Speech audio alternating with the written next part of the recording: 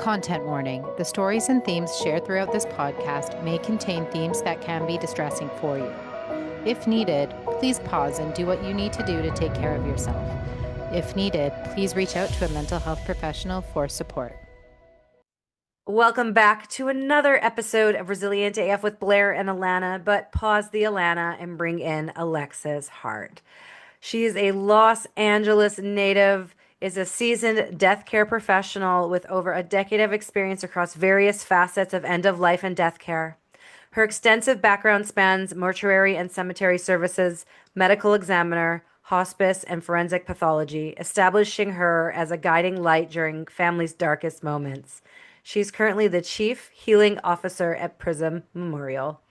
She's passionate about nature. She seamlessly integrates that into her work with the healing power of nature, enhancing the support she provides to those in need. She blends ritual, creativity, and compassion to craft meaningful, inclusive spaces where grief is honored as both personal and collective, sacred and transformative.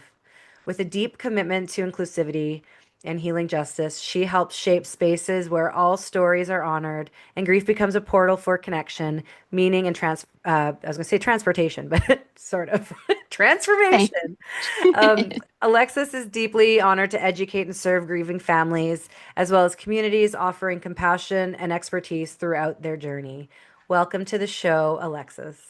Thank you so much. I'm so happy to be here with you. So I'm happy you're here. So she and I met on the internet, and we were both in November in LA for Endwell, Mhm. and I made plans to tentatively meet at a meetup, but I didn't end up going because it was a little far for me. And so the next day at Endwell, I don't know how many people were there, hundreds.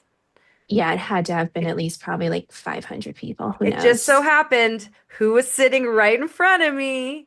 It was You. meant to be. It It was was meant to kismet. be. That was great. So we got to like meet and hang out Yeah. and learn a bit more about each other, but mostly watch the fabulous speakers. But it's been since we've come away from that, the communication and getting to know each other. And like, wow, like you do some pretty heavy special work.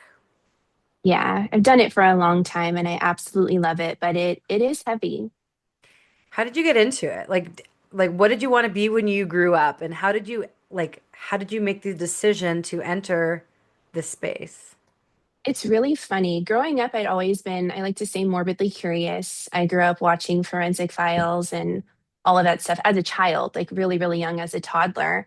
And I've always been just curious about death rather than afraid of it. I was fascinated by it. And so, yeah, kind of exploring my own mortality as a child. I didn't know when I was little what a mortician was or what death care professionals were or what they did exactly. I didn't understand, but later I came to find out my great grandma on my mother's side. So my mom's mom was a mortician. And once I learned that, I was like, what the heck, do they do? I was really curious about it. And so after doing research and kind of having this already curiosity within me, it just made sense. It clicked. It felt right. I always knew I would be in this space in some capacity. I didn't know in what regard it would be, but I knew that I would do something along the lines of death care. I thought for a little bit it was going to be like crime scene investigator, but chemistry and I are not best friends. I learned very quickly that wasn't for me, but I found my way to the funeral profession really early on. So I was really lucky that everything I've done since then has spanned from there, and it's been a wild experience and I've learned so much. There's so much, I still have so much to learn, but I'm just really honored and grateful that for whatever reason, I was given this gift to be able to do this work. So it's been a journey. And it seems like you've done a lot in your career so far in a decade, mortuary, cemetery services, medical examiner, hospice, Yeah. forensic pathology. Tell us a bit more about like that. Like they're all very different. Like I'm assuming like I don't even know what forensic pathology is and like hospice is end of life Yeah. care. What like walk us through some of those like career milestones. Yeah, well, yes and no. They're different, but it's all related and it all kind of makes sense. So again, here comes that curious mind, right? When I was in mortuary school, I also was a hospice volunteer. So that was kind of how that came to be, whilst I was also working in a mortuary. That is where the bulk of my experience is in funeral and cemetery services. But from there, we had a case where I had to go to the medical examiner, and I had worked on post-autopsy cases before, but I was really curious about what, we learned about it in mortuary school, but I was curious exactly what an autopsy entailed, what they were looking for, what everything, all the procedures that they had to go through. And so I just on a whim was like, hey, do you mind if you've seen me come in here many times. I work at the funeral home. If I watch you do an autopsy so I can learn and kind of see? And they're like, yeah, absolutely. I got really lucky. I doubt that was like 12 years ago. I'm not sure if you could just waltz into one now and do that. And so they invited me to watch an autopsy, and I was just so enamored with it. It's like, oh my gosh, this is so cool. So that was how that kind of came to be. And then hospice and grief support. Forensic pathology is actually the term for what they do. So I worked underneath forensic pathologists. Those are what the medical examiners and coroners are, depending on where you live. But here in California, that's how it works. And so I was in the lab, in the forensic lab, helping with that as well, learning how they did that on that side, and then as well as autopsy. So I wanted to see how everything came together. So hospice, end of life, and then funeral home at, death. And then if there had to be an autopsy, then autopsy medical examiner. And I, for myself, wanted to make sense of how it all connected. So that's kind of how I know it seems like it's very different, but they all come together. No, And no, I it makes wanted to sense. see how it did myself. I didn't want someone to tell me. So yeah. I think that's super cool. And now you're the chief healing officer at Prism Memorial. Tell us about that. Yeah, so all things healing, not just for the families that we serve, but for our staff as well, because it's very important. Prism serves as a memorial space, and we host a lot of wellness events that are rooted in things like this, like holistic healing. Because Shannon and I, we both realize, because we both come from funeral and mortuary backgrounds, the lack of grief support and the lack of conversations and the lack of community after someone has lost someone. And as death care professionals and as grief educators, we feel it's our duty and it should be included in what we're doing. So Prism, we host a slew of different types of wellness events and grief events, and we pop up in non-traditional spaces, I guess you could say, like bookstores and libraries and parks, because grief itself pops up in unconditional ways and unconditional spaces. And so it's important that we address it in different ways. And so that was how Prism came to be, and the beauty of that, and the beauty of bringing healing from a natural and holistic perspective into death care and integrating the two, where there's such a need to do things differently, I feel. Yeah, no, definitely. And I think also like the conversation about death care professionals, grief, it's all becoming more acceptable. Like you could see in pop culture, like if you look Yeah. at the shows and movies winning awards, Dying for Sex, for example, right? Finally. I know. Yes. So it's like there's this kind of pop culture revolution in the grief and death space. I Yeah. see where it's normalizing these conversations, just like we used to see, like people would hide their real feelings, and now talking about mental health is acceptable. And so I think this is Right. really cool that you're doing that. And like, we don't need to do things the old way, whatever that old way No. is, right?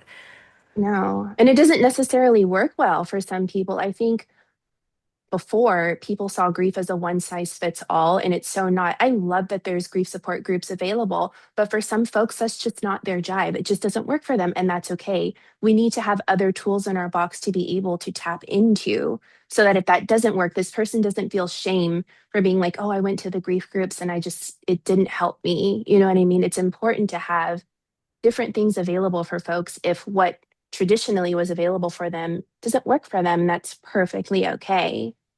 And that's amazing. And that's like, for example, me, like I offer private grief support. I do grief coaching, but I also am a co-facilitator on grief trips where we go to places like Bali, Portugal, the Maldives, Australia, and we lead people who are grieving on these vacations, but also working with them on grief and navigating their grief. And there is no one size fits all, and you have to find what works for you. Yeah, exactly. I've seen some of your grief retreats and they seem so amazing. And yeah, like you said, it's important. And even getting out of their comfort zone in a way because you're forced to grow and you're in this place that you may not be familiar with. And there's a deeper level of healing I feel that we tap into when we're surrounded by community of people who understand what we're going through in a beautiful space that has natural resources where we're able to connect on a deeper level.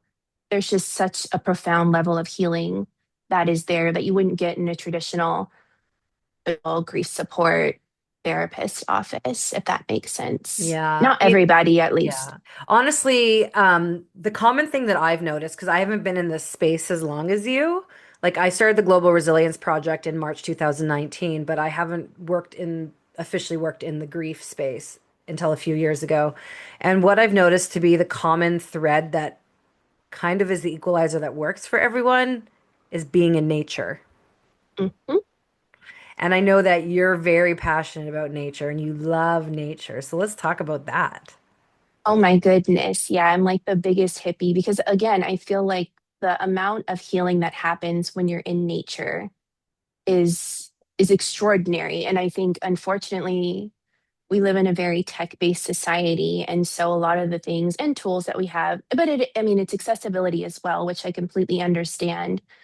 But when you're in a natural environment and you're present, you're fully present and you're really paying attention to what's happening around you, you're able to see the changing of the seasons and in its own way, the cycles that nature is going through. And we too are a part of nature, but we forget that it doesn't always feel like that because of the environment that we've created for ourselves and, all of the technology. But as someone who has worked in both kind of corporate and as well as working in natural spaces, I can tell you the difference is just huge and vast, and the deeper level of healing that you achieve when you incorporate, even if it is just going for a grief walk for 5 minutes, it truly changes the trajectory of how your body processes grief and how you're able to kind of move through the motions with it.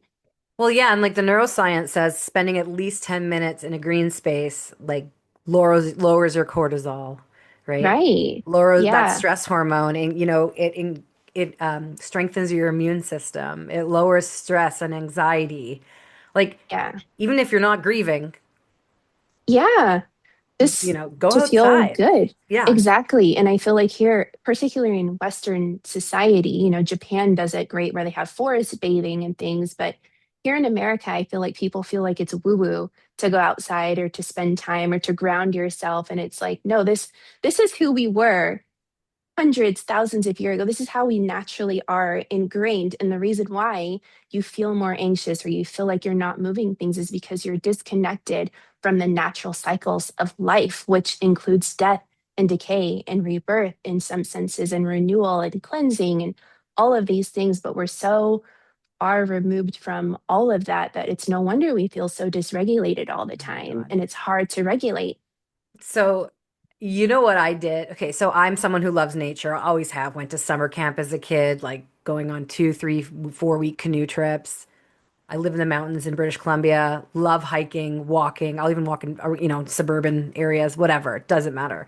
But I know how good I feel when I'm walking and hiking. And so in my grief, I decided I wanted to do a hike called the West Coast Trail, and it's a 7 day, 100-kilometer hike with like a 40-pound backpack. And I was walking like 8 to 12 hours a day, like up and down ladders and crazy old growth. And it physically was very demanding, but my mental health in my grief was the best.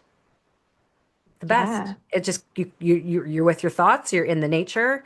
There's the eagles and the bears and the whales and not the dolphins. There's no dolphins up here. Like the wildlife and the trees and like the wind. And it's just so special. And like that was really drastic. But, I really don't think there's an excuse for people to not go out unless they physically can't. And if that's the case, bring nature in, get some plants. Exactly. Plants or a fish tank or something that you're able to really tune into and take care of and see it bloom and see things change. And I think it's really important. I really, it's at the center of everything that I do is grounding myself. I'm very fortunate to live in a place where it's all windows. I live in a Victorian. And so the first thing I see when I wake up is I see outside and I see the trees and I see the things. And so it it truly does set the tone for the rest of my day. If I were to shut all my blinds and to be in just complete darkness, I wouldn't be the same. And I don't understand how we can be so far removed from it and not understand how easy it is for us to be able to just take the 5, 10 minutes, take yourself away from your phone, leave your phone and your computer or your even your music sometimes, and just be fully present in Yes. nature. Like listen, like okay, so I love nature. So we have a summer spot. It's like a 2.5 hour drive from our house on a lake. Uh-huh. That sounds bougier than it is. So we have like a trailer parked in an RV park. It's a Okay. 30-foot trailer, but it's across the street from the lake. But this place is down a dirt road, and there's no cell service. There's no electricity. There's no Wi-Fi. Okay. Mm, Like, yes, we have a generator and solar power and Starlink, but it's not the same as being on the grid. And there's right. nothing more peaceful than like lying in my hammock and literally like it's like I could feel the leaves blowing and watching the clouds. Nothing brings me more joy than lying in my hammock or like at home outside, like on the grass and just Yeah. watching the clouds and looking for shapes and like Ah, a dream. listening and like hearing the different birds. I got into bird watching during the pandemic. Hmm. So, like, I thought I'd be a wine drinking soccer mom, but now I'm a 40-year-old sober, childless, parentless bird watcher. And during the pandemic, like, we couldn't do anything. So, I Right. would go for hikes. And, like, it's a town of Yeah. 2,500 with some of the biggest, most beautiful mountains in the area. And me and my girlfriend would go and hike for hours, and I'd be sitting there, and I'm like, "Whoa, look at all these cool animals!" I'm like, "What is that?" I started Googling. Then I was like, "I should get an app." And I was like, "Oh, I'm a bird watcher," but like paying attention, Yep. you Yep. Paying know? attention, being present. I think I live, again, I'm very fortunate and I live by the redwoods, which are just my Oh, that's my favorite dream. trees of I've all never time. been. Yeah. Oh my gosh, you have to come out here. Okay. Yes. On my You way. can come up, you can come up to the bay and I'll take you all around the Okay. redwoods. But I spend a lot of time in redwoods and it's funny. Like I always say, yeah, no reception, but the best connection. When I leave the redwoods, I feel just so much more connected and so Yes. much better, right? It's just I like to say I easy. go offline to get back online. Yes, exactly. And it's super important when it comes to something like grief that just completely dysregulates your entire system. What better way than to go to something that is so grounding and so stable and so resilient as the trees are? I mean, like trees root down to grow tall, right? Oh, okay. Mhm. I knew we'd do this. I knew we would. I love trees. Go hug a tree. But like, yeah, like Yes. where my summer spot is, there's a lot of old growth. It's a weird Mm, microclimate there. It feels like you're on the coast, but like we're interior. But there's a lot yeah. of old growth and like a lot of huge trees. And sometimes I see one covered in moss. I'm like, I just need to hug it. And my You're like, I husband's just like, need to touch you. I'm like, take a picture. Yeah. Oh no, I Um, completely understand too. but trees, like you think about it, they root down so they can withstand the storm. Like Hmm. we can learn a lot from the trees and nature. And actually I want to bring this back to your career because like there's you who loves nature and you as a child who is like very curious about this world. And you integrate both Hmm. together. What are some lessons that you've learned along the way from dealing with, I guess, like the whole cycle of like being in hospice with, the family and those transitioning from Earthside, you know, to, mortuary, funeral, Hmm. like that whole circle of death, not life. Well, I guess it's life, Kind of both. Yeah. Yeah, like, but like, what are some lessons or takeaways that have really stuck with you? Because I'm thinking of like people you're with people when they're like on their last few breaths or with their Hmm. family, in this very pivotal moment or with this body, this sacred vessel, and you're trusted Hmm. with that body, right? Like what are some of those maybe internal lessons or things you've learned from working with families and bodies? Ooh, okay. With families and just end of life and death in general, I think I've learned the backbone of what works, like community, conversation, ritual. I always say are super, super, super important because if we don't have the conversations with our community, then we don't really understand at the end of life what people want. And I think we wait until it's too late. And I have seen so many regrets on both sides from people who are at the end of their life who didn't necessarily live the life that they thought they wanted to, or on the other side, families who wish they would have said this to their loved one who left this plane and isn't here anymore. And so I think more than anything, and I think it's easy to say, oh yeah, because I see so much death all the time that I live my life. I wish I was that perfect. I'm definitely guilty of still getting pissed off in traffic or if something doesn't go my Well, way. you're human Yeah, but and you I have a think nervous I'm system too. And traffic is yeah, really annoying.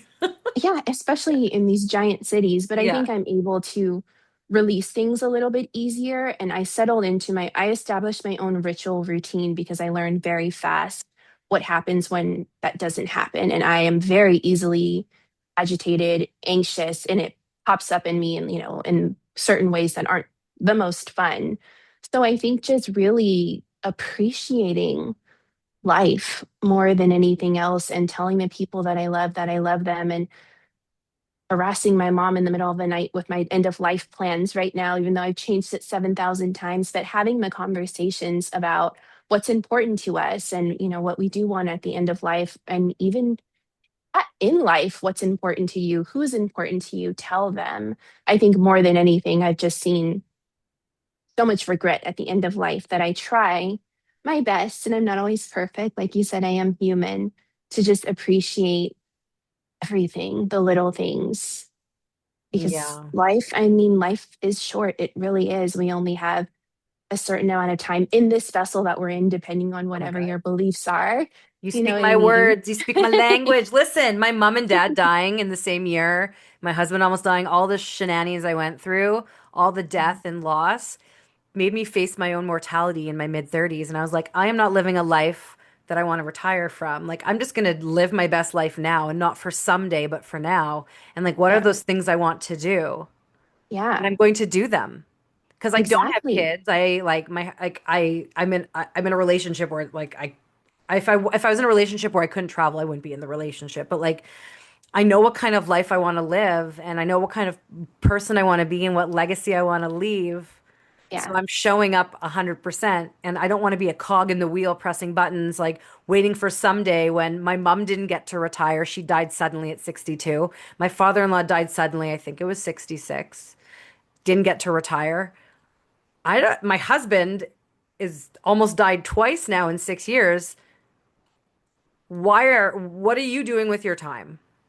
Yeah. And that's a lot. That's a lot of grief that you went through all simultaneously. And I think that within itself changes us as a Oh person. And yeah. it's when you're going through your own personal grief. And it's something I learned very on too, because again, I mean, probably even longer because I've been curious since I was 4 years old or maybe, but since working in death care when I started at 18, you're faced with your own mortality every single day. And to do that as a teenager and to hold the grief of other folks who you're serving, it slaps you in the face. It literally does. And it forces you to think about things. And a lot of these people that I served, they were young. They didn't expect that they weren't going to wake up tomorrow. They didn't know. And so it's like, yeah, it literally could be any moment and we don't know. So why would I not go and do this thing? Why would I not go and live the life I want to live as much as I can while I can? Right. And so like I'm a little bit older than you, not that, well, maybe not, but I mean 40. And who I am now versus who I was 10 years ago, for example. Like I was just doing my thing, making money, partying, whatever. Yeah. Now, and I was just existing. And now I'm actually living intentionally because I realized that there's a big chunk of my life with trauma, disassociation, substance use, Yeah. trauma that I didn't heal. And I'm like, not that I wasted that time, but who I am now is not who I was then. And Yeah. like, what a gift it is to be here in our bodies. I like to say, like, in our meat suits. Yeah. What a gift it Our is to meat be in our meat suits. suits. And like, and like we don't know what tomorrow has to bring. We don't know if another pandemic is going to shut the world down. We don't know if we're going to get that call like that you have a terminal illness or that someone you love died. Like you don't know when you're going to get literally grounded Yeah. because of something. And so like I don't know, like I think it's good to set goals and have ambition and like be clear on what you want out of your life and like don't wait for someday. Absolutely. And living your purpose, Yeah. find your purpose if you're fortunate enough to do some soul searching and be able to see what really lights your fire, what really just makes you so happy, and to live fully in that and to be fully present in your purpose, to be able to have the gift to do it. Because I see every day, all day, people who no longer have that ability. They're not on this plane anymore, they're not in this vessel anymore, and they don't have that. And I'm sure even the people who are in hospice on the final days of their life would give anything just to give another day to go into the trees, or to go to the lake, or to go Mhm. be doing the things that, and a lot of the times, we just take for granted. Have you been with someone where they've taken, like they've said their last words? Like, have you been in the Mhm, room? What mhm. have they sat with you? Like, do you remember what some of the last words have been? One in particular that I remember, and this was very early on, I think I was like 21, but I was in the room and the family was actually present. So I was grateful because I didn't want to have to be the one. I was a volunteer visitor. That's what they were called. And their last words were just like, I love you. That was it. Like, I love you so much. And then they took their final breath. And I feel like that was one of the first people who I had actually seen transition out of their vessel, and to just be there present. And luckily, it was someone who, was elderly. And so it was expected. It was a long illness. They had been sick for a while. And so for the family to be there and to be in that final moment and just be present with them and be in the energy of, this person was here a minute ago and they're no longer here. And they got to say their last words and I got to be a part of it. It was just really special. That it is such a, like, it's obviously a very sad moment, but I've been in the Yeah. room now for a few people, my aunt, my mom, and my dad. And there's something also really poetically like beautiful and heartbreaking all at the same time about it if you Yeah. have that gift, if it's not a tragic accident or Right. and it's beautiful that you got to hear those last words because that's such a gift. My mom's last words, well, my mom's last text was to me and my sister, and it was LOL. And we got it on a mug. I put it on a Oh, mug. Famous last text from Sharon. But like, it's I love you. cute. It would have been really nice Yeah. too. But But that's, LOL yeah. also is like, Oh, it's a LOL's very happy. on par for like who we are. Yeah. Okay, so I have a couple final questions. Before I ask you for advice, Okay. you've been in the space for 10 years. You're the chief healing officer at Prism Memorial. What else is there in this space that you have goals to go experience or do? Not necessarily professional, but for example, like I'm really curious about grief and death cultures around the world. So when I Oh my travel, God, same. yeah, okay. So like there's places like I bought the Happy Planet book of like it's what I'm talking about? It's The pink. pink. Is it the Yeah. pink one? Yeah. Yeah, and they talk about this country in Indonesia that has this like they bury the people in like caves and they have these crazy Mhm. death rituals and I'm heading to Indo, so I might go check it out if maybe like I don't want to go alone. It's very I'll far. go. Okay, April. Then we can go on a grief Okay. trip. Um, but Yeah. but yeah, like are there things like in the space, like things that you want to do that are on your like death care, grief, end of life bucket list? Not your like Yeah. personal, like, oh shit, I got to do this before I die, but like in the space as a professional, what Mhm. is it? It's so funny because that definitely is one of mine. Ever since we first learned about different cultures in mortuary school, because America, we have, I don't even know if I'd say we have certain rituals. I guess it depends on if you belong to a certain religion, and I've worked in I've serviced many different types of religions and rituals and things.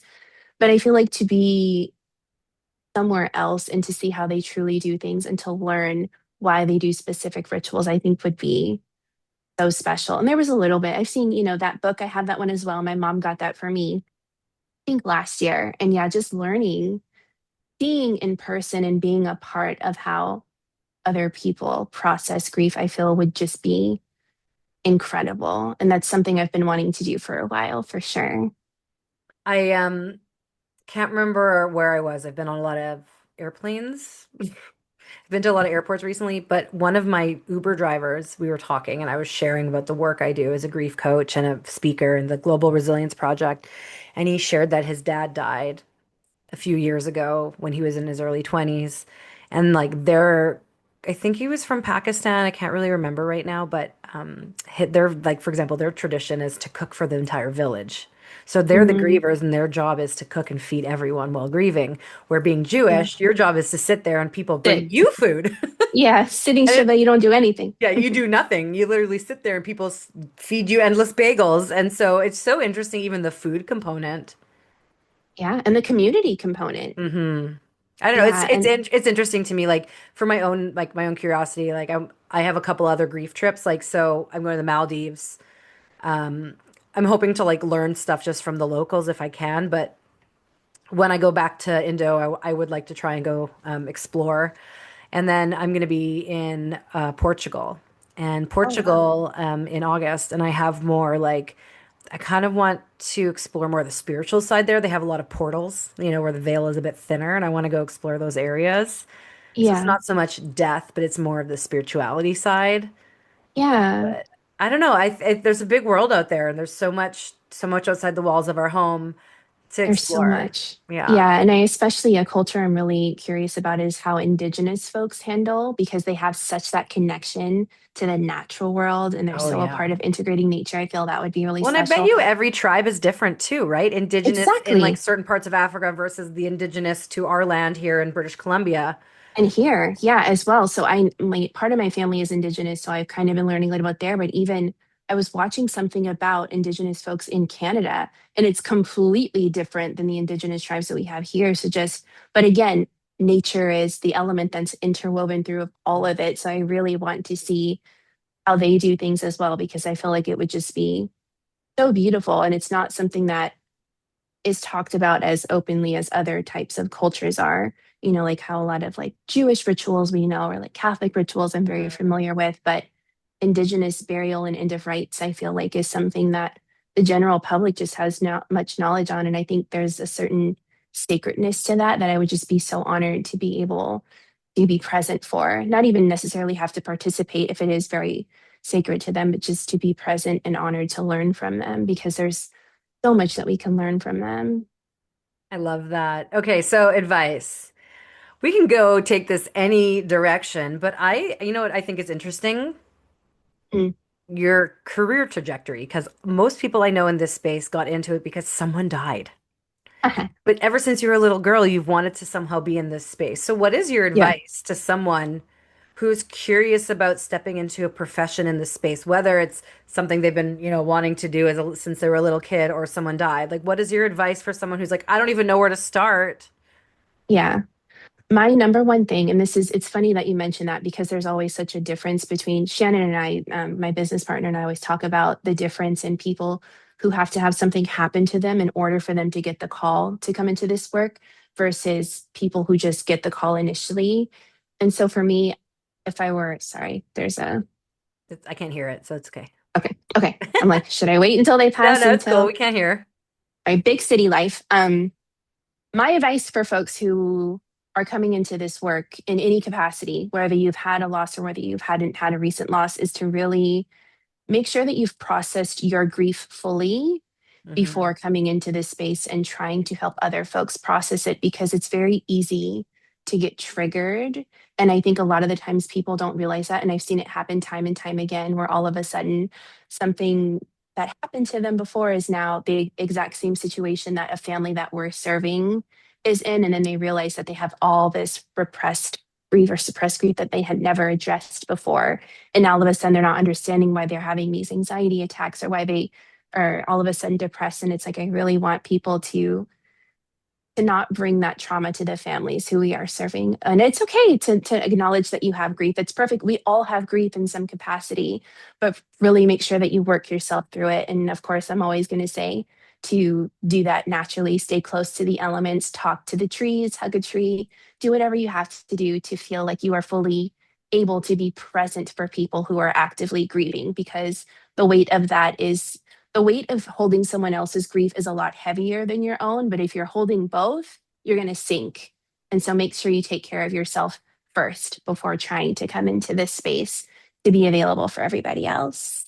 I love that advice, Alexis. And it's true. I actually have a lot of people because they know what I've gone through. People ask me, like, how do you do this? I'm like, I've done a lot Mhm. of work on myself. And in fact, helping people helps me.